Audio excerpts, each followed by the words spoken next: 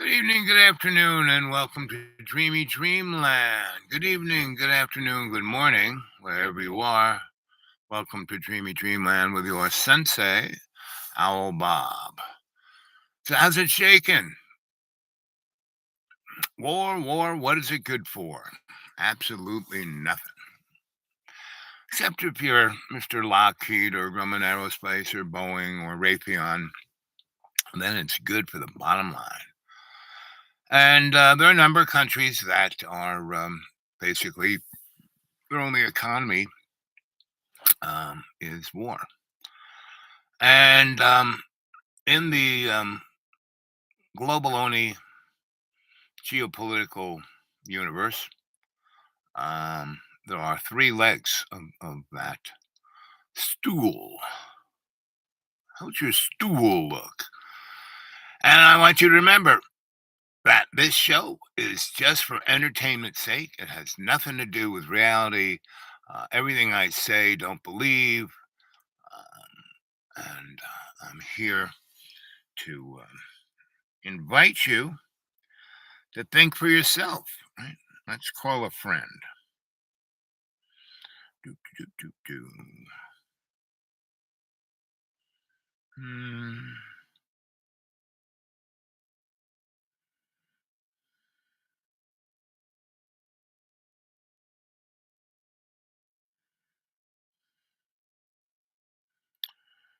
Do, do, do, do.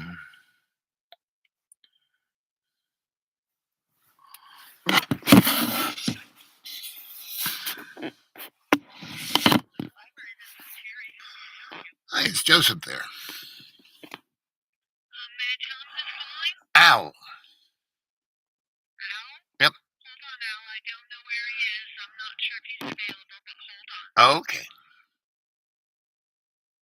Boo, boo, boo, boo, boo.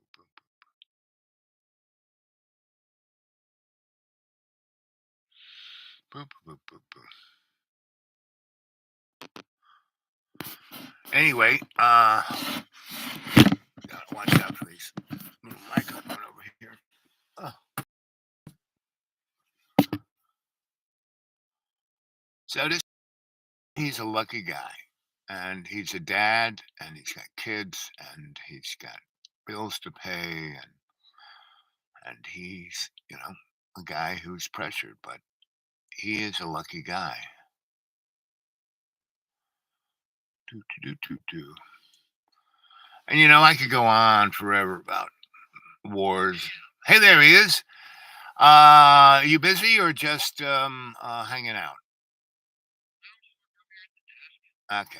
Well, I was thinking coming to visit tomorrow, and right now I'm on a live chat, and I was talking about what is really about life, and what we talked about the other night.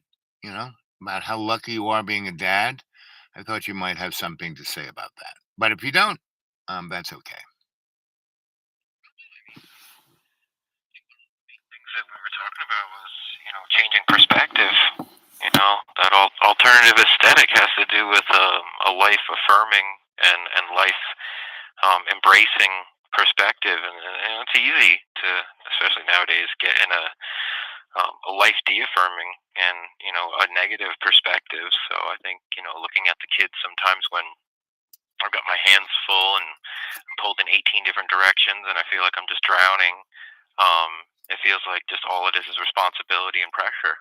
And then it takes someone like you to talk about, losing a lot of the people who you consider children over the years and watching them grow up and to realize the impact you've had and how important and purposeful it is to be a parent. And, it changes your perspective, gets you thinking in the right direction.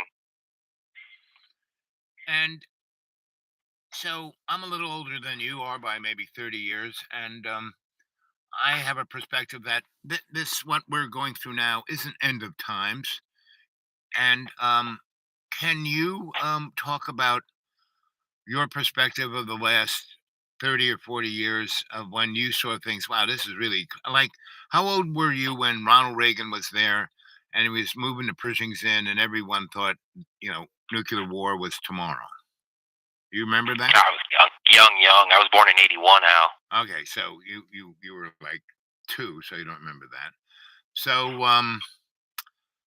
when did you first become somewhat politically aware? Like, look at that. I mean, I would say the falling of the Berlin Wall. You know, that definitely, one of those moments where I won't forget where I was and what I was doing when I heard about that on the news, even though I was only like 8, 9 years old. I mean, Rocky Four just come out a couple years earlier, and like the Russians were our enemies in every epic movie. Now all of a sudden they weren't, and it was like, I don't know. Just I think when I began to realize the transient nature of just things in life, I think you get to a certain point where you think everything's just always going to be the way it is now. And I think at that young age, I was realizing, whoa, there's a lot of upheaval, and that upheaval was usually on some level related to politics. So I guess it's when I became more politically aware. I don't know, I always kind of build myself as a contrarian. So if I was with a group of, kind of progressives, I would always be the libertarian. But if I was a group with the libertarians, I'd always be like, the button pushing, devil's advocate progressive. So, at what point did you um, assess that the world isn't? I mean, like after that, did you realize? Like, when did you read 1984, and what was your like when you were reading that early in the book, the story of 1984, or our hero or protagonist, Winston, who works for the Ministry of Truth, and he has to rewrite like 100 years of history, like in a weekend. Where Yeah, I mean, I guess for me it was more. Trying to think. I guess the first really dystopian work that really spoke to me probably would have been Vonnegut. You know, before I ever read 1984, I was reading Vonnegut. so Slaughterhouse-Five, Yeah, and just I think Welcome to the Monkey House. it was more about I guess also through anime. Mm. Being into Japanese animation from a young age. The Japanese culture is so obsessed with that post-apocalyptic landscape because it's seared into their memory with Hiroshima and Nagasaki, And also and a so whole much year of the being bombed into non-existence by B-29s before the well, yeah, I mean the fire bombing over Tokyo was arguably more deadly than and not just Tokyo, they took out everything. They left just a few cities left so they could practice with the atomic bomb. yeah. So I think that having that in your physical landscape, creates these fantastic landscapes in a lot of the animation in the 80s that has as the backdrop this kind of fallen world. And I think that, that imagery was probably what got me thinking more about the tenuous nature of civilization and how quickly we could descend into madness. Um, I was also at the same time reading a lot of Silver Surfer comics. Hmm. And Stan Lee and Jack Kirby had just created this entire like cosmic space opera with the Silver Surfer and Galactus and all the Elders of the Universe, and so it got me thinking more about kind of grand themes in life, and I think that's really what laid the seeds towards when I got to college wanting to do more of a great books kind of education, read everything from, the pre-Socratic philosophers and the Babylonians all the way through, you know, the Enlightenment and early modern European philosophy and Kant and Hegel and all that stuff. So, I think that's really what got me on that path was comics. Stan Lee was quite amazing because I think like in 100, 200 years, if we're still around, they'll be reading Stan Lee like he was the greatest philosopher, understanding of what was going on, because all his comics, like Captain America, really really hit the peg, geopolitical warfare. Captain America because, I think one of the things that really kind of re-enamored me with the character was when they transitioned Sam Wilson into being Captain America. He was the Falcon. And so, while they're creating this incredibly brutal story about his first couple of months as Captain America. He's got Baron Zemo, just pounding down on him with just a rogues gallery of all these sinister villains, and it's just everywhere he's going, he's trying his best to live up to Steve Rogers' legacy, but he doesn't have the super soldier serum. He's just a guy with a shield and some metal wings, Right. and he's trying to do this. And while you've got that while you've got all that going on, and it's great action, great artwork, and he's really just putting himself out there and just getting pummeled. I mean, he's getting his nose broken, his teeth knocked out, and just getting battered. They'll cut away to like these scenes of like a grandson and there's his grandfather sitting in a cafe, and the grandfather's got the newspaper and he's like, new Captain America, he ain't my Captain America, Steven Rogers is the only Captain America. And the grandson's like, whoa, like Sam Wilson's been with Steve Rogers for like 20, 30 years. Like, he's been his right hand man. Like, what are you talking about? He's the one that Steve Rogers hand selected to take over the mantle. And the grandfather's like, they're giving these blacks the special treatment. They get to be everything nowadays. And the grandson's just sitting there like, you got it all wrong. Like, Sam Wilson earned it. So there's this entire, nation coming to grips with, Right. kind of the lost vision of the civil rights movement and kind of what didn't happen, and they're doing this through the lens of Captain America. Like I said, and then of course they're cutting away, and there's just these amazing fight scenes. And that's what I mean about Stan Lee. He was, he must be an alien or a time traveler or something, because it'd be one thing if he just had one comic, but all of Marvel is like that. I mean, every character, every dynamic is telling the young reader of this comic book what's going on in the world around him in metaphor. Absolutely, yeah. Hey, Bob, we're getting a little bit busier here, so I got to get going. Okay, But always give good me a call talking to you. later on. So I'm gonna try and visit you tomorrow, or if not, why don't you come visit me um, this weekend? I'll give you if I don't come and see you tomorrow, I'll give you a call in the evening, and maybe we can see what we can put together. That sounds good, Bob. I'll talk to you soon, brother. Okay, later, bud. So there's a guy, right? There's one of my 100. Right? So out of all of you who watch this, there have been 100 that have gotten a hold of me on my email, which is thedudewake42 at gmail, thedudewake42 at gmail, and have gotten more deeper into the understanding of what I'm talking about, because I already have it in them. I'm just a guy who can see things and helps people bring it out in themselves, right? That's what I try to do with this email. Not this email, this YouTube, right? So, how long have we been doing this? 13 minutes, right? So, I'm going to then go from that to outdoors. This is where I live. I'm a homeless guy who lives in a box. And yesterday, it was really amazing because I had to deal with the bureaucracy of Sagittarianism. And basically, people who run that just are there to make sure their budgets don't go down. So they make money, and every person. I was in this old folks, where they have, it's like the Sagittarian Center, right? And I went in there, and or maybe I went there for lunch. Someone said, "Oh, you can go over there and have lunch," right? And so I went over there, and I walked in and just kind of walked in, and so um,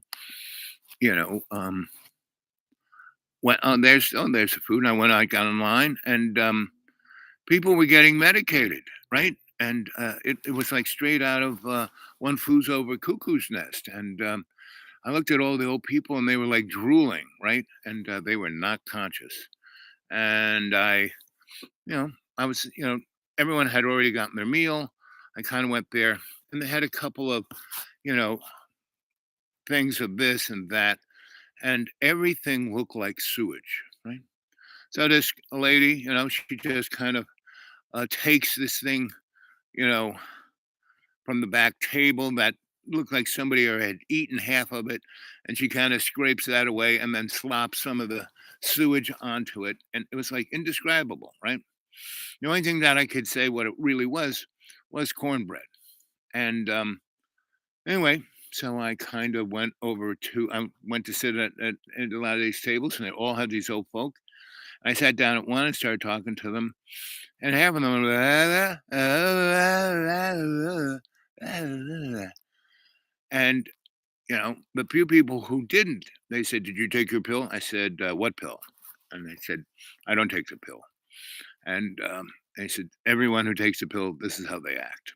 Anyway, this guy, I started talking to this guy, and he looked in pretty good shape. And we talked, and I said, "So did you grow up here?" "Oh yeah." "And did you go to high school?" "Oh yeah." "When did you graduate?" Uh, in 90. I said, "You graduated in 90?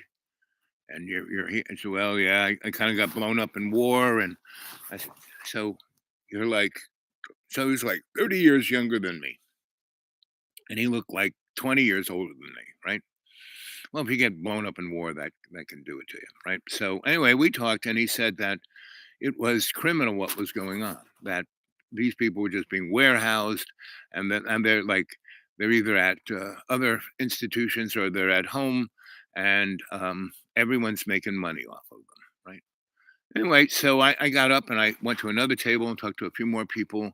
Some people, "Can you get me out of here?" I was like, really?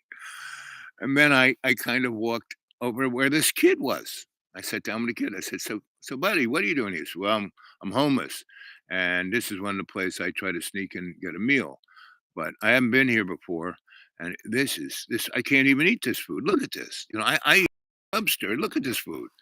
And I looked at my tray, and he was right. I kind of the only thing I could kind of tell what it was the corn and the carrots, and they weren't cooked, and they had been standing out for. If you've ever had frozen vegetables and not cook them immediately, but just kind of set them on the table for a few days, they turn into a kind of mushy cardboard.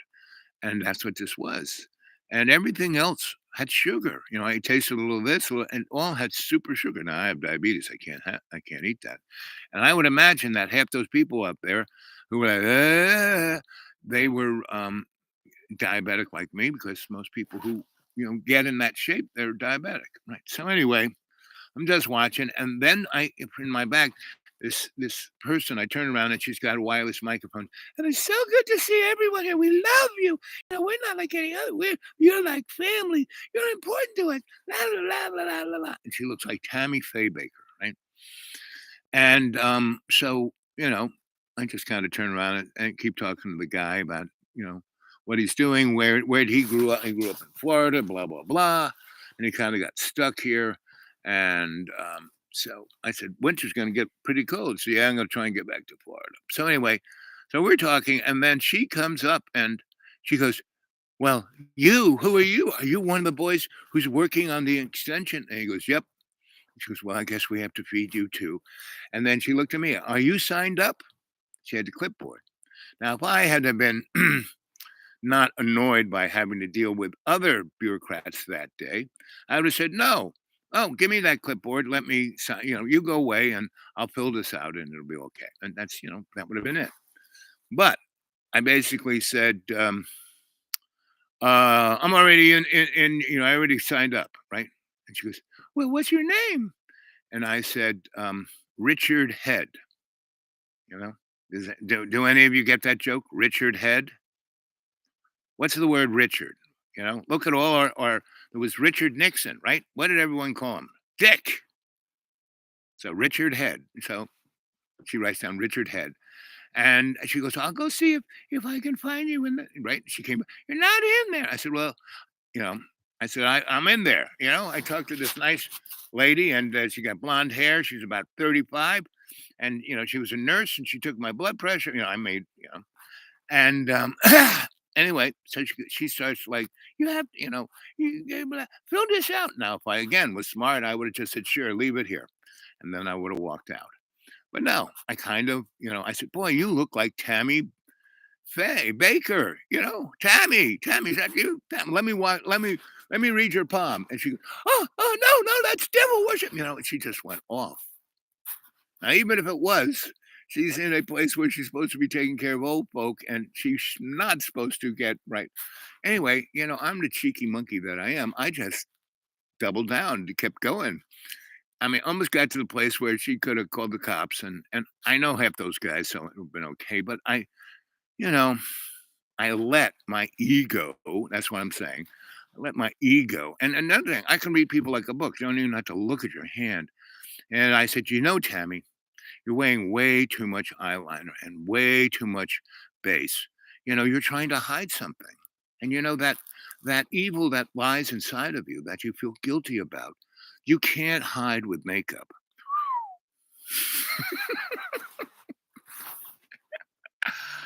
Anyway, and that's kind of what's going on around us, right? But you heard my friend who's a lucky guy, and let's see if I can get my other lucky guy up. Let's see. I'll put this up here so it doesn't fall off the car. And there's God there. There's a burning bush right there.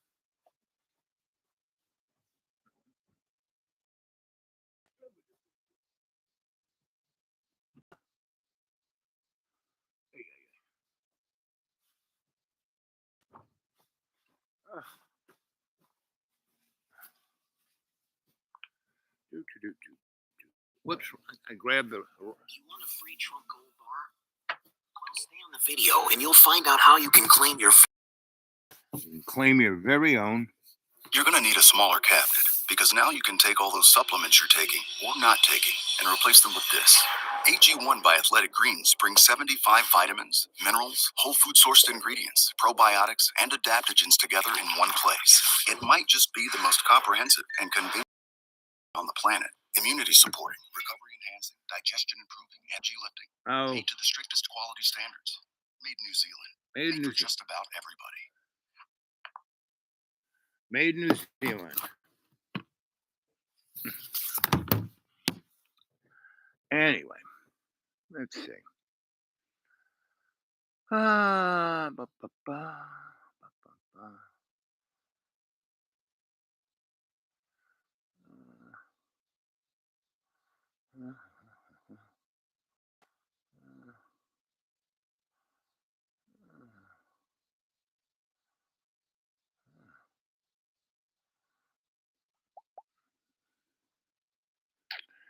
Let's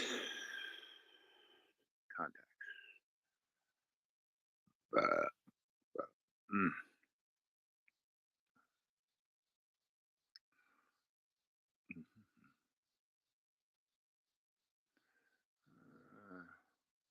There we go. See if our boy picks up.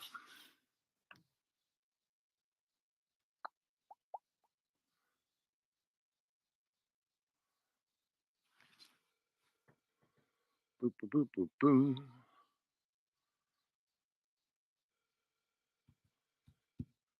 boop. Do, do, do, do.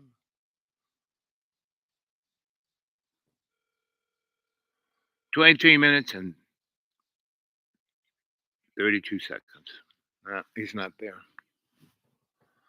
Well, enough of that.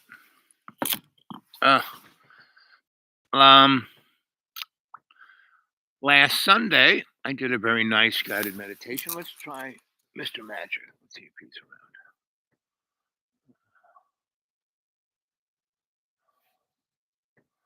Do, do, do.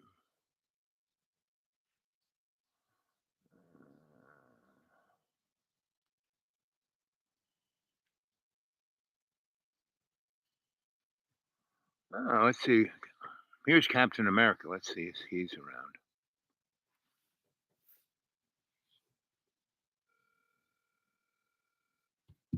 Do, do, do, do, do. Please leave your message.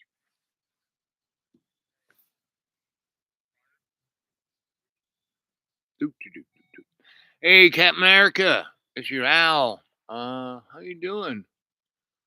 I haven't talked to you in a long time. Probably last time I talked to you, I was getting my friend aligned. I guess that was in July. So you're a really busy boy, I guess. Maybe I'll call you this weekend. Stay well, be good, and remember to breathe. right?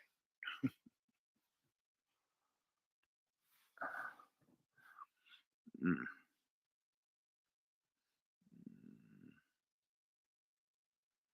Mhm.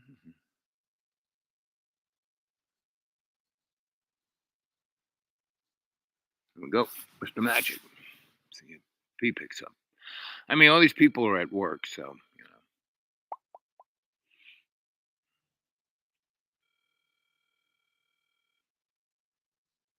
Boop, boop, boop. Uh, uh,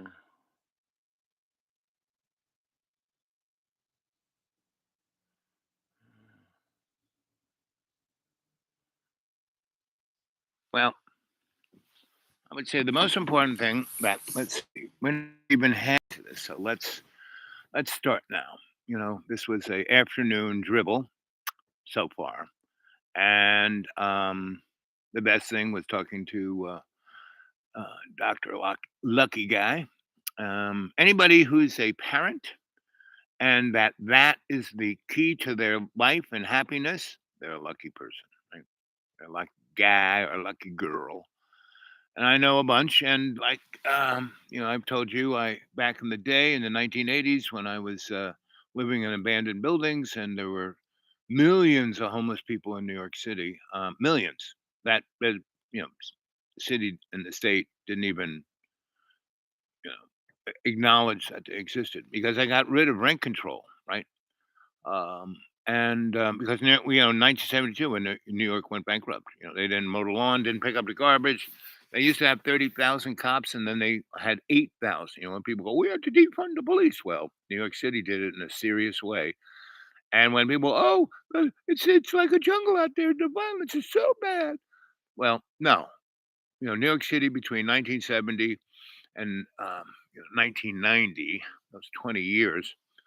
I lived in a place in Lower East Side down in Alphabet City near Avenue E. Most people didn't even know it existed, kind of underneath the abutment of Manhattan Bridge. Um, and it was kind of a, I wouldn't even call it a park. It was like right next to the FDR Drive where people went and played basketball. But it was so dangerous that it was just the gangs there selling drugs and other folks doing inappropriate other trading of things. And that's where I lived. And if the gangs didn't know you, they would kill you. So in that neighborhood, or mug you, one or the other. And in that neighborhood, for 20 years, 5 people were murdered every week. You know, and when I'm saying neighborhood, I'm talking about 2 blocks this way, 6 blocks this way, right? And you know, if you ever saw that movie about Leslie Snipe and crack, and they take over an abandoned building, and it's like their empire, and well, that's it. I mean, that was the neighborhood they made the movie about, right? And it was way worse than the movie. And so when everyone goes on about how bad things are now, not even close, right? And there were tons of wars, right? And actually, where we are right now, there is great opportunity. Now, I've been talking about the big splat for at least 3.5 years, way before, you know, COVID, way before the war in Ukraine, way before, you know, any of the stuff, right? And pretty much I talked about all of this, right? And when Cliff Hyde, I kind of met him back in the 80s at a conference because he was a computer modeler, you know, for stuff that I was studying about. And I was at these conferences at, you know, Cornell or, you know, Rockefeller Institute or the UN or the CFR or the Trilateral Commission or JP Morgan or anybody of those people who kept, you know, people like me studying what's going to happen in the near future. Um, you know, what's good to invest in, what's good to watch out for, blah, blah, blah. You know, and that's where I met Cliff, right? And So he was kind of like me. He was an itinerant scholar, but he was way more focused. He was a computer programmer. He was, and his whole career was modeling things, nuclear war, any of that stuff, right? So at one time that we actually talked, where they, had little schmoozy, cocktails and little finger food. And we seemed to be the odd people out. We were the two guys who weren't wearing suits, right? We were two guys who our hair was a bit too long or too frizzy or too out there. And we really did look like Mutt and Jeff, right? And so anyway, we kind of talked and I told him what I did. I was, involved in understanding the esoteric and occult history of humanity, back about 1,000,000 years ago. He said, oh yeah, the Nephilim. I said, when I would say stuff, people would just go, huh? He was the guy who said, oh yeah, the Nephilim. I said, do you read the Bible? Oh yeah, I've read the Bible. I said, so when he told me he was a coder, I said, so, the Bible is the Old Testament, the Torah is just an algorithm. Oh yeah, of course. Right? So I said, that's okay. This is one of my peeps. So we never really kept in touch. That was the first and only time that maybe a 40-minute conversation. Right, that was about it. But he definitely left a little ding on me. And so when I kind of stumbled on him about 3 or 4 months before, in 19, I stumbled on him in November of 19. And that's when he started talking about Huon and what was going on there. And there was a military Olympics and there was a whole bunch of other threads. And he said, this is a perfect thing if China wanted to start a bacteriological thing, go infect everyone's military, right? And these were all people who were, not, privates. These were all high level folk, and they all had jobs in points of power, right? And so he said, he didn't say it to me, but I saw it on his YouTube. Somebody sent his YouTube to me. I said, what do you think of this, Al? And I said, oh, there's Cliff Hyde, right? And so then I went into, and I have these things on my, there's CNN, Mojo, Leak Project. Let's see what these morons are talking about.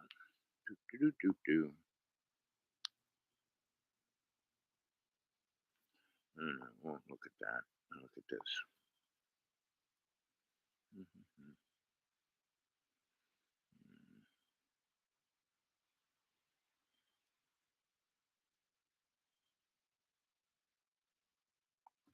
You're going to need a smaller cabinet. Yeah. Now you can take all those supplements you're taking.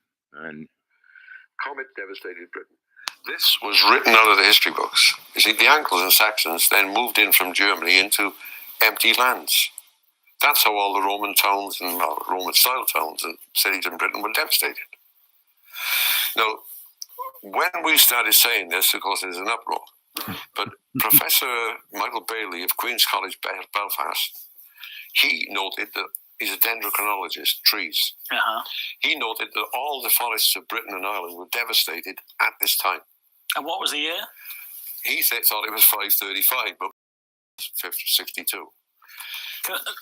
Hold on, there is a map of the world with the line on it where this comet went. If we can find that list, we can find that and show it. That's all right. Anyway, they say all these guys didn't know what they were doing because Venus didn't do that. It did. Okay. So we then had a new couple of other stories, which really are how to read the stories. You follow me? It's all wound up with names. Hidden History of Britain. Really talking This about research planets and so claims. on. But Right, the last and the three are show is, important, and the Athletic last three are Greed. Peredur, son of Evrog. Peredur is steel shirt. He's the planet Jupiter. ATHLETIC. There's Geraint and Enid. Geraint is Yep. Mars, Athletic Greens strength. is what it's called. And the other one is Owen, and Owen is Orion. .com. When you realize the solar stories, you can realize that ATHLETIC we got constellations in the heavens, GREEN. and the planets move through the constellations because they orbit in the sun. Mm-hmm. My colleague asked me one day, he said, "What's the name of that mound? Blydiad." I said, "It means the ferocious warrior," you see. And then a big penny dropped, you see. We don't look at Greek and Roman things. We look at ancient Hebrew as far as we can, ancient Egyptians, and ancient, what's the other one? Anyway, Babylonian sort of names. Mm-hmm. The names that they gave to the star that we know as Hercules, that constellation, is the ferocious warrior. Then we realized there's another big mound called Tumbalum, the he-goat, Capricorn. And we're in another place, there's a shrine hidden in a little teeny valley. I don't know if 10 people know where it is in Wales. And it shows the Egyptian goddess Nut stretched out in an arch and other. So you're saying that there That's are mounds. Sirius. So we knew we had these three. If we had three, we could triangulate and find Polestar. And bang, right on target, we got a standing stone. Now, That's I don't know if what there's 70 or 80 of these mounds, and they're my big. They're teacher not little. Some in- they're at monster Trinity, mounds of Earth. we would And go we up to the West realized that Coast these looking for mounds form sacred a sites. He was gigantic looking star for map on the pyramids, landscape. arch- That's the outlying stars of Orion. What you're saying is that on the ground in Wales There's a are huge mounds, man-made mounds, placed in the same positions as a map of the Yeah, stars. you got three up on the Garth Mountain, the Penturk, and they're the belt of Orion. And you find all the others. Then once you these are find guys one or I two, used you to can hang actually out with go out in the and look for 80s the and other. 90s. You can go right? look for them and spot them. And we'd be at all these Big ship conferences. Argo is traceable. So you, I think Taurus. we've probably seen enough of those now. So you looked take it at on. these star maps. Oh, they're much bigger than that, most of them. Anyway, Yeah, you looked at these star maps, yes. and what did it tell you? What did they tell you? These star maps. Well, we had a little diagram up there, and what happens is there's another one. Oh yeah. This game of Guideball, star knowledge, is played between Arthur and Prince Owen. And they said, oh, it's chess. It's not. It's star knowledge. 3 games are won by Arthur, and a rider comes each time to warn Owen that his soldiers are being defeated. 3 games are won by Owen, and another rider, each time a rider comes to tell Arthur his boys are in trouble from giant ravens. Now, this mirrors an ancient... This is a story in the in the Babylon. Yeah. And you can find the site where this took place, because Arthur's servant is a red man on a red horse with a red cloak. And you know, you got these white horses on things on inside in England. Salisbury. Well, we got a red man and a red horse and one in Wales, but nobody writes about that. Keep quiet, is it? It's there, giant thing. That's where this game takes place. Each of the 6 riders has got an emblem. One's got an emblem on his helmet or his shield of a serpent, the camel leopardus, the leopard. Another has got a lion, Leo, and each one has a solar or stellar emblem. Solar. If you go to the Singeni Valley, for 4 miles along the side of the And valley, if you look at right the along the early hilltops, Egyptian each gods, side there are and 2 these miles guys. across This the is top one guy who has is a a helmet ditch and with a mound. all of those Can't be for water symbols because on it goes up and down. And there are 6 monuments laid out around the side, 3 on each side. And we realized the pole star is in the Singeni Valley, that these are directions to the serpents, Leo. So this is the Capricorn. central star then. Yes. This mound is the And central. therefore, this was really central to us building the star map. Singeni Valley. People say, what are the Singeni Mounds? Sengeni is not St. Kenneth, the son of Gildas, it's the Senate place of the nation. It's more important than you think. Mm-hmm. So we were able to look at this, and we realized that I heard when I was a child, there's a Senate place of the nation, right? And this was a empire that ruled the world way before the Babylonians, right? And England, Wales specifically, was their capital, right? And when you look at where the Vatican is, where the city of London is, and where the Pentagon is, you will see how they line up astrologically and astronomically. Right? Go do that. See what happens. Go look at DC.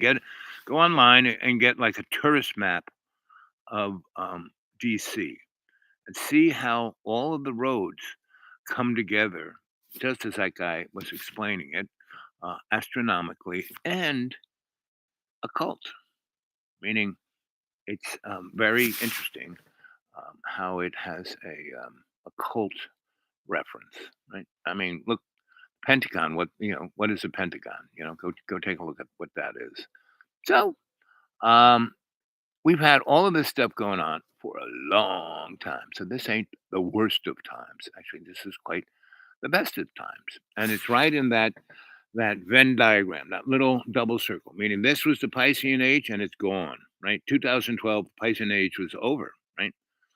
Aquarian Age started, that Venn diagram, it kind of started back in, before the Civil War, and just got stronger and stronger. And it's real when it really went into that. Okay, this last 50 years and of the Piscean Age and the beginning of the Aquarian Age, and 2012, bango, we're no longer in the Piscean Age, right? And so we had you know all of the flower children, all of the alternative culture in the 60s and 70s, and then it gets stepped on, kind of be stamped out, right? Culturally stamped out. And so that's what we got going on now. And they can't do it. It's like playing whack-a-mole because the Aquarian Age is here, it's in, it's now, and all of the terrible things that's going on, the Russian and Ukrainian war. Like I said, it both sides are doing such stupid crap. Back in 2014, they had a Minsk agreement where if we do diplomacy, we will end up with the Minsk Agreement 3, right? It'll be the same thing. It'll go right back to those little bit of slivers of the Donbass that they had before Vlad came into Ukraine. You know, that's what they'll get. They'll probably lose Crimea, right? And because they will be so um, disrupted. I mean, militarily, this is like killing Russia. Just, I mean, Russia was the second largest military force in the world. You know, its GDP was a zillion times bigger than Ukraine was the poorest country in Europe, and the poorest country in Europe is kicking Russia's butt, right? And it's going to do worse and worse and worse as we give them better and better weapons, right? All we had to do, they have trained about 100 pilots to fly A-10s. All we got to do is give them 20, 30 A-10s, right? Forget about it, right? We've trained them in a lot of stuff. Like there's 10,000 soldiers that are coming back from being trained in England in the last, they went over there in May, I think, and they're coming back. And these are really the sharpest points of the spear. And why did we send them there? Because they were training them in psyops, and that's what Vlad is taking all these kids and putting them in harm's way, and these folks will just be playing on them, right? And so you think, nuclear war is just over. Oh my God, no. Ronnie Reagan put the Pershings, all in NATO, with hydrogen bombs on them. You hit the button, that missile hits Moscow in 3 minutes. I mean, no time to think about anything. That's like, uh-oh. And it wasn't until Helen Caldicott, went and talked to Ronnie and gave him, she spent about an hour or two with him and gave him the raw details of, okay, buddy, what you're doing will force this. If this happens, this is what the outcome is. And that's when he went to Reykjavik and talked to Mikhail Gorbachev and said, why don't we just get rid of nuclear weapons? And Gorbachev said, yep, let's do that. And they came out and talked to the world press. We're going to get rid of nuclear weapons. We're going to get rid of everything, and everything's going to be fine. And all of the military industrial complex in both Russia and America and Europe went, ah! So they had to jigger it back. But it definitely got everyone to step back from the precipice. And, we got, Mikhail Gorbachev knew that Russia was forget about it, right? The USSR, the Soviet Union, not so much Russia, the country. He wanted to save Russia. He wanted to save the Soviet Union, really. He was a real communist, right? So, and it was Yeltsin who hated Gorbachev, and just he just wanted to be king of Russia, right?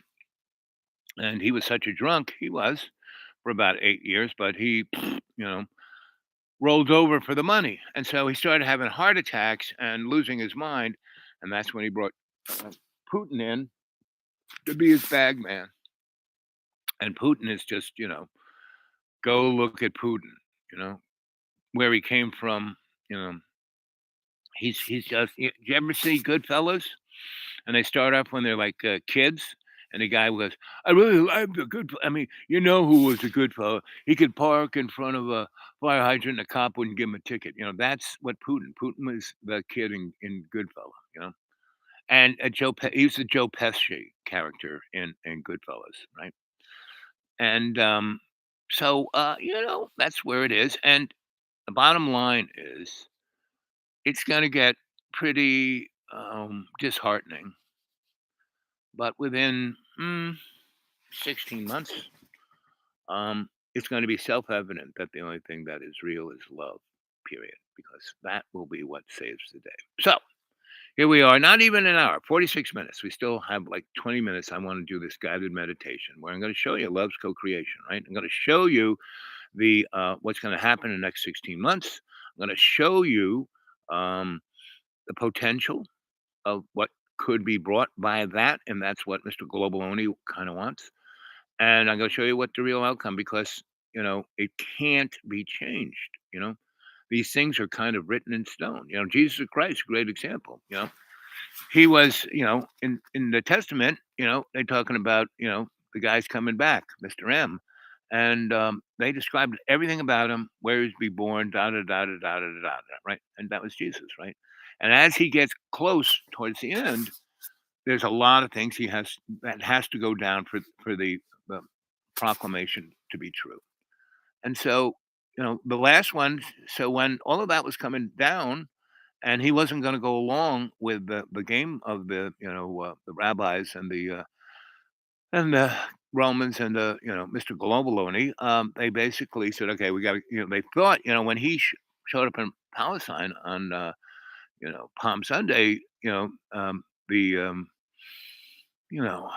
Seraphim and the guys who had the banking interests in the temple said, this guy's going to be our poster boy. This is going to work out great. He'll be out front. We'll be able to do whatever the heck we want, right? So he shows in, has a great time, talks to people. Around Tuesday, he goes have lunch with the guys in the temple, and he goes in, he sees the money changers, and he kicks them out, right? He screams and yells and says what he says. That goes down in the book, and they go, "Uh-oh." The book says that's what he was going to say. I guess this is the guy. He's not just playing. He's not just doing this to be a poster boy. He's actually, we got to get rid of him. Like 3 days later, he gets arrested, and he's Good Friday, he gets nailed to the thing. So I read in the book, and I know that if he dies before the sun goes down, he's in the book. He's not the guy, right? So they kind of put him up on the cross in such a way that he won't die immediately, right? And so the time is waning, and the position of him being the guy is getting less and less. And the Roman centurion, drives up on his steed, put the spear right in his thing, and Jesus goes, "Oh, Father, they don't know what they're doing. Forgive them." Right? End of story. It's all and he gets put in the stone box, and the girls and the boys were nowhere to be seen. The real, people who were the cadre of Jesus was the girls, Mary Magdalene and everybody else, all the girls. They were the ones of the real juice of Christianity. And look what's happened to women in religion. Look what's going on in Iran. So none of these things are what are being advertised. See these little this is when the nun crushed my skull, right? And this one over here is when my sister tried to poke my eye out with a metal bunny and just went, missed my eye, because my eye was drooping down. Oop, doop, doop. Oh, there he is. Hey there, Mr. Magic. I'm doing a live chat. How you doing? You got any time to talk? But no. Just No, want to make sure you're okay, and just say thank you for the guided meditation. Did you go back and watch it again? I was playing it while I was doing some stuff around the house while I had the headphones on, Right. and I did use it again just on my own laying down. That was very helpful, and that will be in my toolbox. And this morning I had a really nice, doing my morning spiritual walks and stuff like that, Mm-hmm. and I was kind of reflecting on it, and I could see a little bit more vividly in my mind's eye the book and the big screen and the little screens around it. Good. And I was like, oh, okay, I got something I can use there. Right, a tool. To a lot of it was, childhood scenes and stuff like that. Mhm. And then the bigger picture was more of where are you at in the present moment, Right. and then kind of like shuffling through each kind of event and then putting it into the big screen and seeing like, okay, you're a lot further along when that happened, and Mhm. kind of like, yeah, it was pretty, yeah, it was very, it was cool. I had some other stuff happen recently too that's really, really well. I shared that with you about Saint Therese and Mhm. stuff, Mhm. which I neglected to send you that link, so I have to remind myself. But we can talk a little later. I'm still sort of on the clock, so. Well, But, I'm getting closer and closer to head your way. good. Yeah, All right. so we'll be able to have fun and do some real fun stuff because I've tried, another tool for you and for the kids on the chat, and that is I very early on, because I'm a pretty good multitasker, and I'm like people go, well, you're a jack of everything and you're master of none. I'm pretty much master of everything I do when I'm being totally conscious of the moment that I'm in, right? That's when you can really address all the problems, all of that. And so the other thing I learned from doing that for years, I mean, that's what made me a great electrician because I'd be doing the job and get to a place, oh, you can either say, oh, I'll fix that later, or you stop what you're doing and you take care of it right then and then move on, right? Because then everything's fine instead of having this broken thing, this broken thing. And that's Well, what, that's the metaphor, Yes. right? That's the metaphor for the person's life. right, exactly. Right.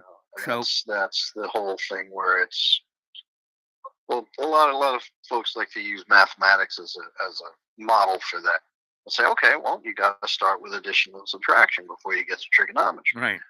But if you got only just a little bit of understanding of addition, then when you move on to multiplication and this and that, it's fragmented. Right. It's fractured. Right. And what the metaphor is telling us is that you got to fill in those gaps. Right. And Otherwise, you got just to kinda take like- care of what it is right then and there.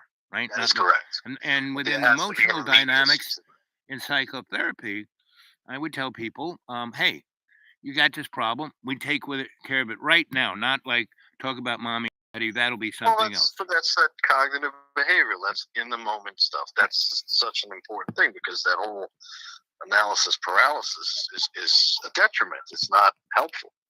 And I mean, it's good in an overall sense, Right. but it's how do you cope now?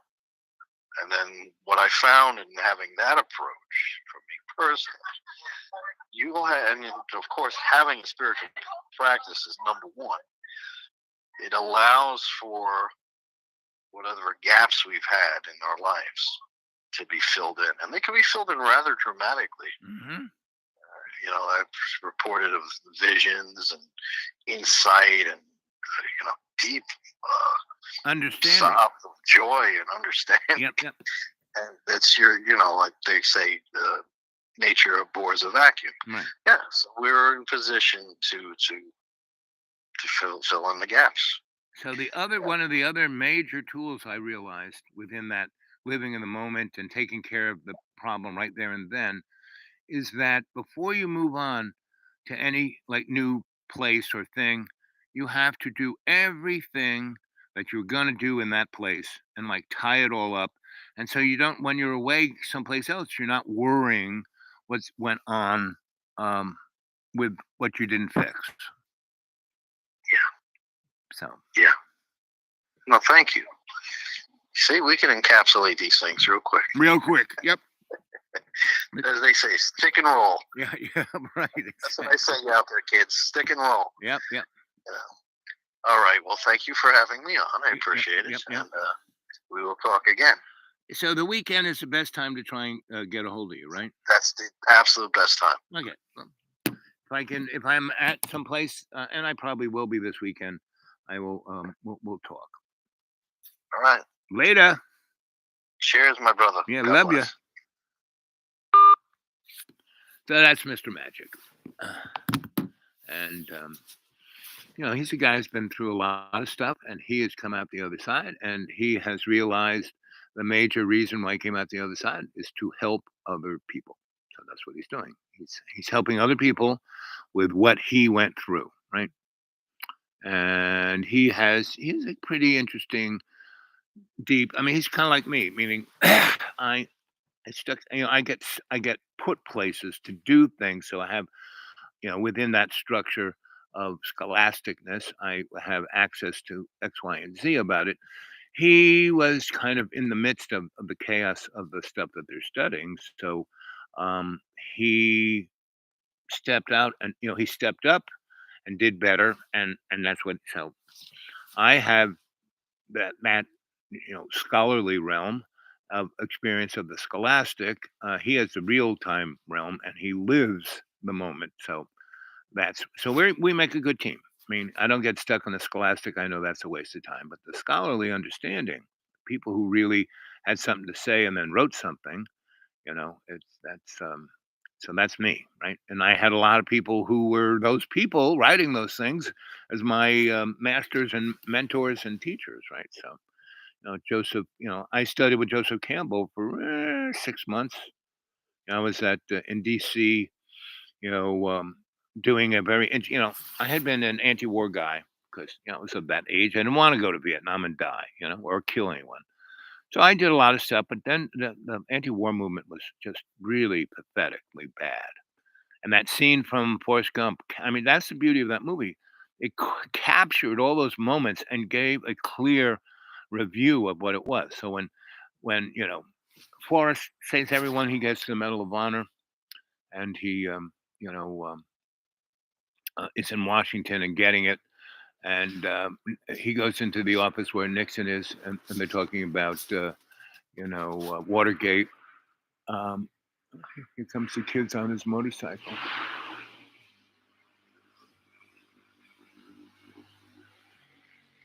The meth kids. They ride around this place like it's their motocross, and they're really stupid. It cuts out about a mile and a half of the county road, and they think they're getting around the cops, but the cops just wait for them.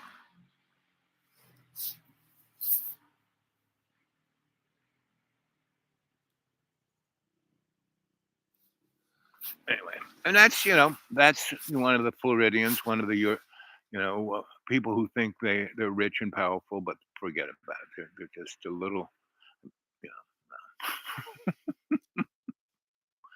a leaf falling down. So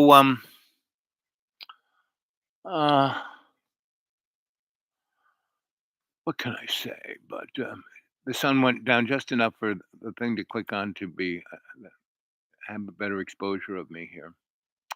So that's what you need to do is be in that moment, to be understanding, to be alive, to appreciate your life. Most people don't. They get really funked out. And so the 100 people have got a hold of me on my the Dude Awake 42 at Gmail. And if you want to drop anything into the old PayPal that I could really use it, really need it, really love it. And it's a magical little thing because the 3 years that I've been doing this, something just drops in there that always takes care of whatever that one bill. How am I going to pay that? Like when I fixed the front end, my car was going to kill me, and I just had just enough from that, this, and something else, and I didn't eat for 3 weeks. You know, now my car is in pretty good shape. So, and that's our life. We can be in pretty good shape, or we can worry about, oh, am I going to pay my bills? It's like, you know. So I dealt with the bureaucrats yesterday, and after hours and hours of filling out forms with these morons, um, and I don't want to call them morons because they're just doing their job and they're trying to do their best. And I got a little, and I didn't say any bad things like I did to Tammy. I didn't say any bad things to Tammy. I just like looked at her and told her the truth, and she didn't want to hear that. So this lady, I was more diplomatic, and kept at a certain point when she was saying stuff, and it was just kind of like making my eyes cross. I said, "Okay." I said, "How long you been doing this?" And she goes, "Oh, about 20 years." I said, "Do you like your job?" She goes, "Sometimes." I said, Your job is a pretty tough job because you're dealing with people who are totally freaked out and upset, and you're asking them all this stuff like you're almost, inquisitor, you know." She goes, "I try not to be, but I know what you're talking about." And I said, "So you're doing a good job. Let's keep going." So we did. So we finished everything, and I kept saying, "You're doing a great job. Let's keep going." So we did, and it was amazing how much information they have on us. It's truly. Anyway, that's a whole nother story. But we got to a point where I said, "Okay, I'm gonna get these other things. So how much is that gonna increase my Social Security?" She said, $32 a month. Instead of like, I just started to laugh. I said, "Well, that's okay. It's $32 a month more." So it's like my PayPal. So it's like going to be like the magic number, $32. It'll always just be enough to get me over the hump. So please, if you got something you want to throw it into the old PayPal, uh, it's the dude awake 42 at Gmail. You want to talk to me, right? Um, I'm all ears. That's how I have 100. Padawans. Not the cadre. The cadre are the guys who kind of watch me as wallpaper in the background. Who sometimes, no one, come on, where are some thumbs up? Let's see some thumbs up. There's one of you. One of you could put a thumbs up. Come on, one, right? And no one comments. When I look at other stuff, I leave like 3 or 4 paragraphs. And you guys need to go tell your subscribe to Dreamy Dreamland with Sensei Al Bob. Hit that bell, subscribe. Come on, do that. We're getting close to Jordan. You know. So anyway, what can I say? That's about all I can say. Looking forward to hearing from you, um, and my prayers are always with you. So let's see. We're hour and 3 minutes into this. So when we were talking about guided meditation, you start with your breath, right? And you kind of push all of that angst and fear that you have in your body out when you breathe out. You're eliminating all that. You're eliminating, right? Eliminating. See it clearly. And when you do that, it causes that little squirrel in your head that's just thinking about negative crap all the time to go to sleep, right? You aren't your body. You aren't your mind. Your consciousness is in your Akashic record. That's your subconscious, right? That's your subconscious mind, right? Your superconscious mind is your spirit, right? Your soul is just the golden thread from your upper chakras up into your Akashic record, into your imaginary mirror. When you're asleep at night, right? If you've ever looked at somebody who's asleep and they're dreaming and their eyes are moving, like rapid eye movement. What it is they're looking at the movie screen of their eyelids. Right? That's the imaginary mirror, right? That's the mirror that Snow White's evil aunt, queen, whatever she was, mirror, mirror on the wall, who's the fairest of the all, right? And the imaginary mirror will either, if you're looking at it through your ego, it'll lie to you like a rug. If you are not looking for that, but you're looking for truth, love's understanding through service to co-creation of love, well, that is what your Akashic record is, right? And if you go back, now it's about 4 shows. Let's see. Let's take a look.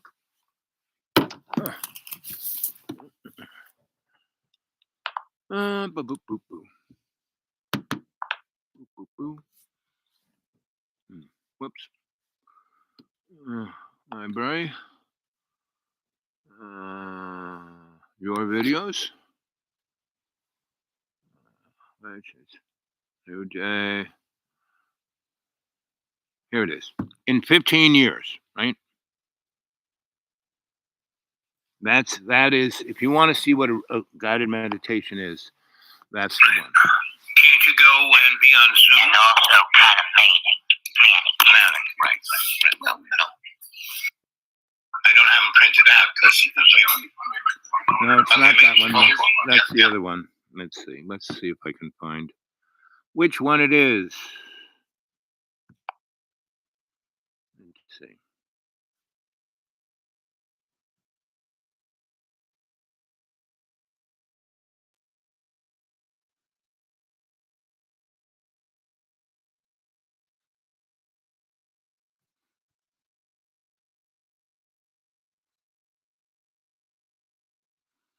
Hmm.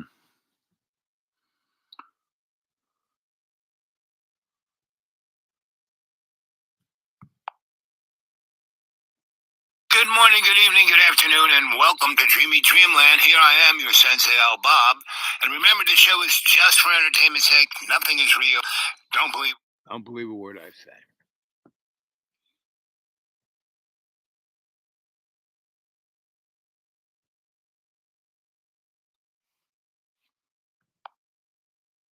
Some people may June. I was, staying with Phil and Jane on. Hmm.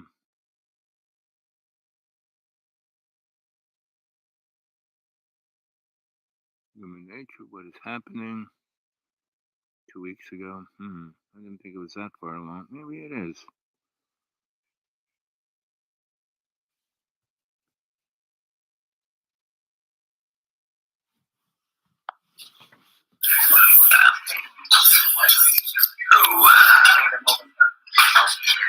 And good morning, good evening, good afternoon, and welcome to Dream Secure. All I have to do is snap my fingers and you'll be Oh, right so- back. so But to for now, see- you're in your Akashic record. So if you want to see, this is I did this the full Monty for Mr. Magic. It's called How to Be Happy, is possible, right? So that's, go look for that. Is it possible in this world? How to be happy, is it possible in this world? Okay. That was done 4 days ago, 24 views, right? So if you want to really experience a guided meditation, this is the one, right? Having fill your lungs, and then expel, breathe out. Bloody fine unless you're living on the edge of your economic capability, and the fact that you can't afford to fill up your car anymore puts you into unemployment and food deprivation in relationship to For your the children. first 20 That's minutes, in the rich this is West. what you're going to And get. now in Europe, we're so goddamn stupid on our energy policy because of these idiot environmental schemes that we've made ourselves pathologically reliant on the Russians. And we're going to bloody well see what that costs us. And I know the Germans are burning coal again because they're See, this guy, switched he's a smart massively guy. expensive and He's one of my counterproductive switch to threads. so-called You can renewals has tell been another he's catastrophe. a little So now God wound only up. knows A how few too many expensive energy is going to espressos. become. The Dutch government put pressure on the farmers recently because a legislative body that was EU controlled, that's my understanding, decided in favor of an idiot environmental group and the court compelled the government, that's a non-legislative body by the way, the court compelled the government to act in relation to the farmers. And apparently the farmers have had enough. So that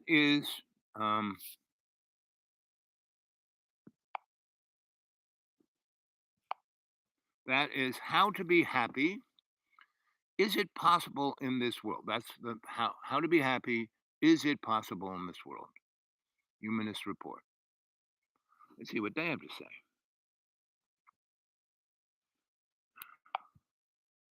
Protecting nature begins with you. Defend the natural world you love by donating to the Nature Conservancy. I got my laptop stolen out of my car last night. I gotta call the police before I forget. Just hold on 1 second here. Sure. Hello? Mr. Walker, hey, this is James Smartwood from Big News. Do you have a second to chat? What paper are you with now? It's Big News. Basically, what I wanted to do was I wanted to report a crime. I left my window down in my car last night. Someone stole my laptop out of the passenger seat, and so I'm just trying to figure out if there's any way in your, enforcement person, if there's any way you could take a look at it. I'll tell you what we'll do is we'll report your thing and all that and stuff. Mm-hmm. I think that'll be great. But what we'll do is, you got a number I can call? Yeah, sure. 1 second. We idolize our tech heroes in this era of technological obsession.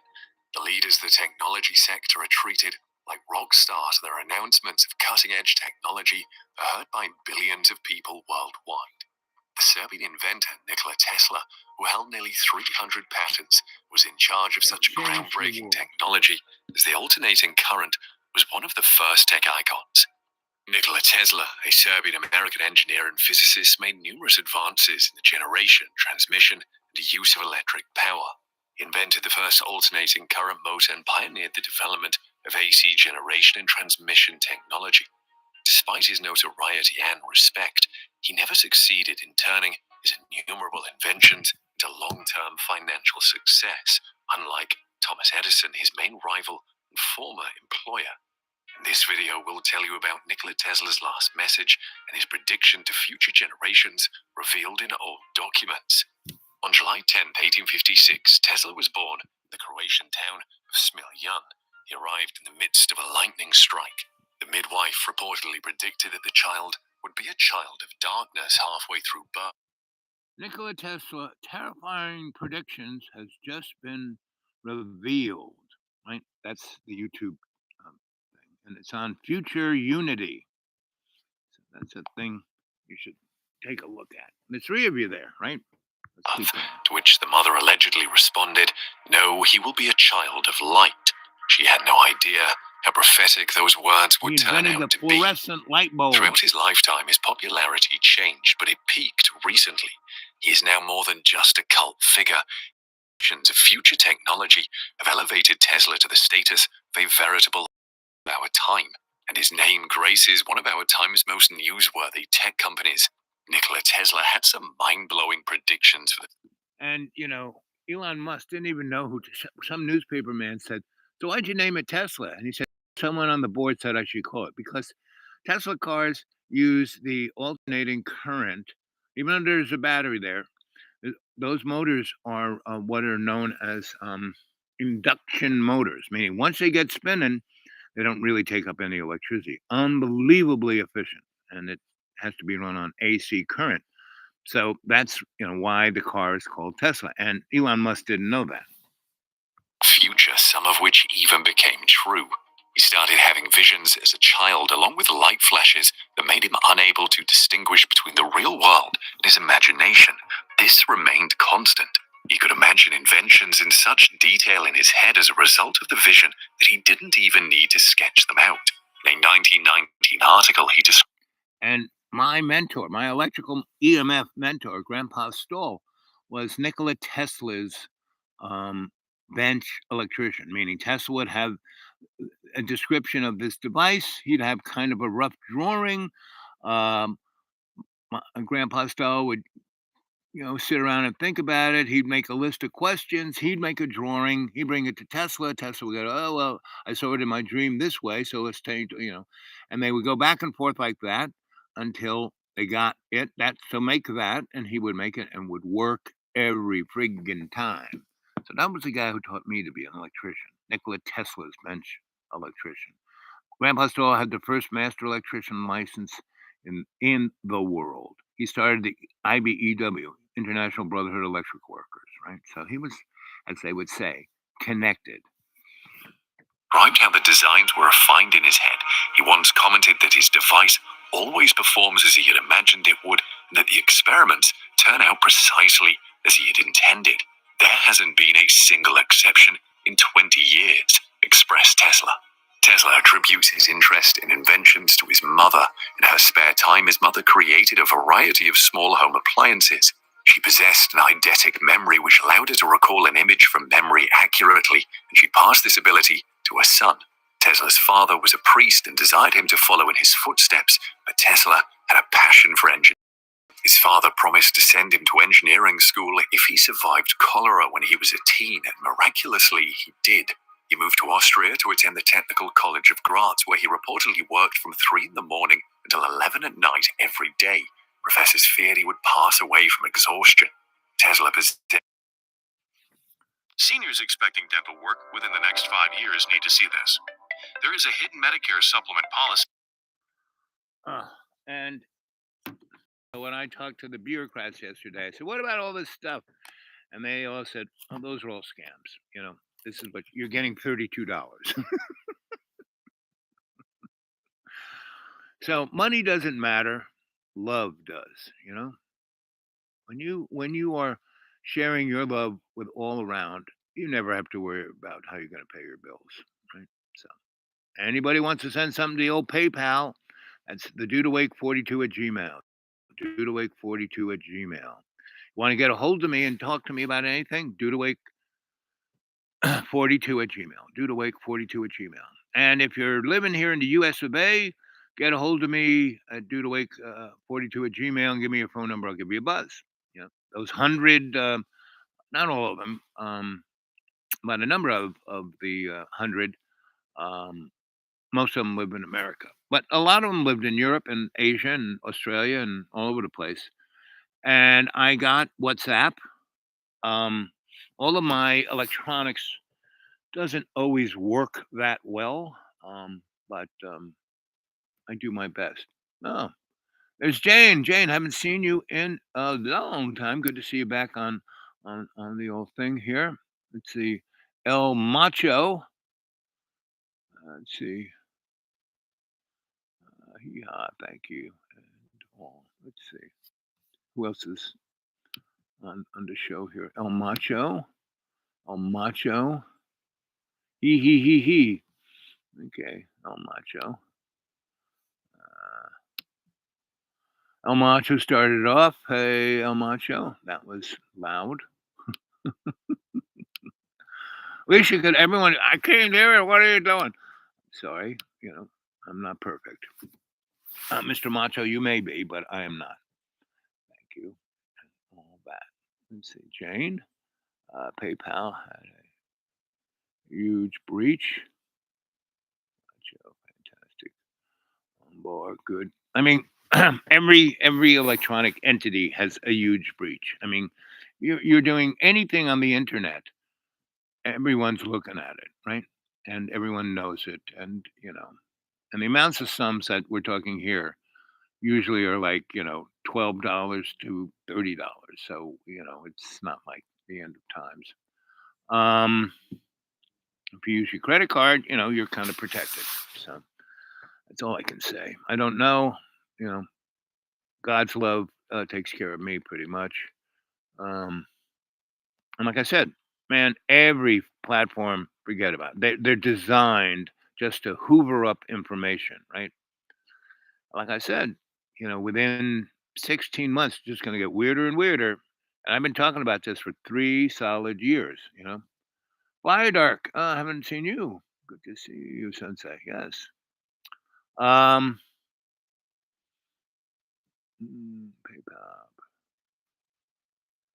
Privacy issues, I believe. Okay.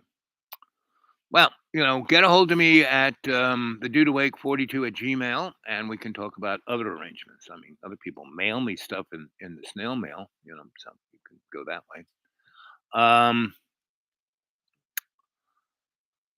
I forget, you know, I think his name was Dragon. Drake, is this you? There was a brother, part of the cadre early on, and I think lived in Australia or New Zealand, and had amazing dreams when he was 11 and made these great drawings, and they were about me. It was like mind-boggling, right? And he would basically write. I mean, he would all the shows he would put on a thumb drive and send them to me. So I had a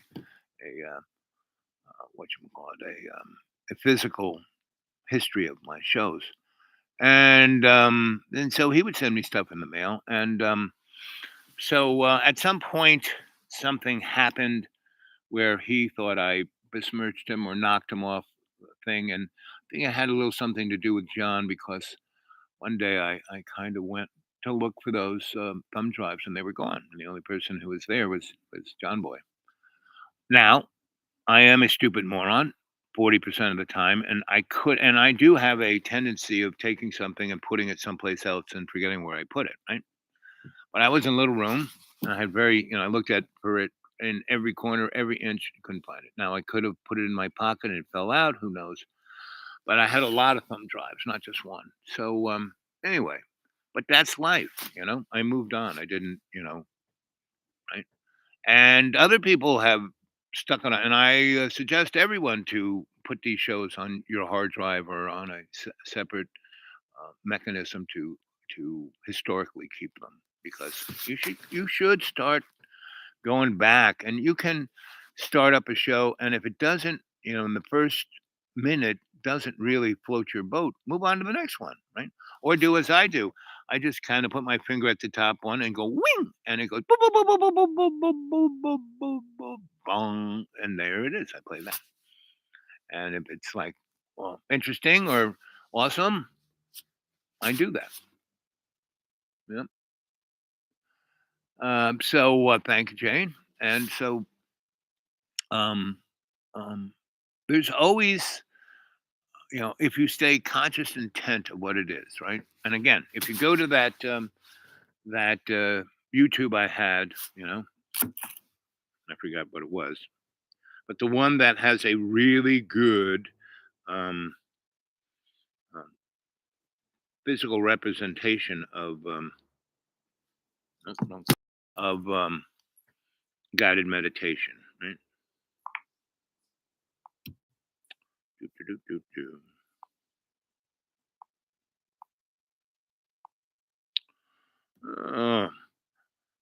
Yes. How to be happy. Is it possible in this world? I want everyone to go onto my channel and go to that one, right? Pressure on the farmers recently because the legislative body. And the first, 22 minutes or so, while I was waiting for Mr. Magic, I just was flipping through YouTube and throwing audio up on the thing while I was having brunch, right? So that's how to be happy. Small letter, HOW, and then 2, and then a B, happy, big letters. Is it, big letters, possible, small letters, in this world, right? How to be happy in this world. It was done 4 days ago, right? So I guess that was a Sunday. And today is Thursday, yeah. Sunday or Sunday, yeah. And 24 people watched it, 3 liked it, right? So there's two of you have given me thumbs up. Thank you. And let's see is there a live chat on that? Nope, no live chat. So anyway, go to that one. How to be happy, : is it possible in this world? And is a colon 2 dots, or is a semicolon is a dot and a little comma, right?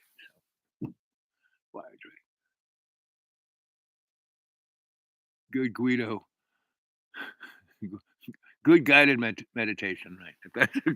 Good Guido meditation, right? And so you know what a Guido is? It is the Italian lads of Staten Island who go to the beaches in New Jersey and kind of start to live on those beaches, right? And they get these little houses on the beach. They're called Guido houses, and they're not a real house; it's just a little box, right? Back in the day, you could join a beach club, pay a little bit more, and get your own little box, which you could stay there 24/7 if you wanted to, right? And these Guidos and the guys were called Guidos, and the girls, I don't know if they were called sluts, but not a very nice name, and that was the culture. And if you ever watched the TV show Bones, there's a murder that occurs within side of that culture. She's an anthropologist and she's studying the Guidos and the sluts as if they were Aborigines in Australia, like I did. And I mean, I love that show, Bones, right? And Temperance is our heroine, right? And uh, her boyfriend, partner, then husband. It's a great show. I really like it. You should go. Bones is what it's called. It's really good. It has lots of science in it. Has lots of insights on forensic anthropology, and that was one of my little things I did for about 4 years. I worked for a thing called the Bureau of Behavioral Investigation, right? And it had nothing, and it had no legal authority at all, but they like calling themselves the Bureau. So, and lots of different people of authority hired us to look at shit. So, and I was a guy who could, all the rest of the people I worked with, they all looked like they were straight up. They looked like Fox Mulder, right? And not me. I look like the what are the uh, Usual Suspects. No, those three guys who were Mulder's buddies, right? And there was one guy in a suit, and then the really smart one with crazy hair, and he looked like a hippie. That was me. But I was between. And then there was Freilich, right? He was, they were all really smarter than anybody else. Really, really different, right? The guy in the suit wanted to be Fox Mulder, but couldn't. The guy who was like, wow, a freak, he was definitely interesting. And Freilicher, he was the guy who you went to grammar school with that was kind of invisible. And he turned out, when you went to the 20th anniversary of, your graduation, he ends up being like, head of, some large corporation that he thought of some widget and became a zillionaire. And so I was somewhere in between of the freak. Well, I was somewhere in between the three of them. What did they call those guys? The Usual Suspects? No. There was a name of them. But anyway, so I worked for the Bureau.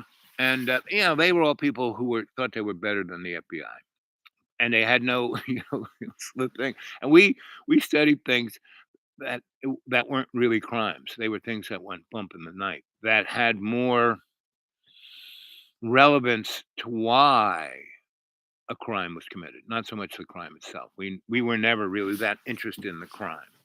We were behavioral investigation. We wanted to know why people did that shit, right? We were more like Clarisse in the Slaughter of the Lambs. That was her thing. She was trying to figure out why people did stuff and cut to the chase before they did it, right? And so that was an interesting. 3 years I was, that's what I did. But I did, I always do a ton of other stuff because that's what gives me the impetus and the ability to do everything else I'm doing. Because what I was sent out to do, I went out and covered a large piece of property between Asheville, North Carolina, and Pennsylvania, up to the top at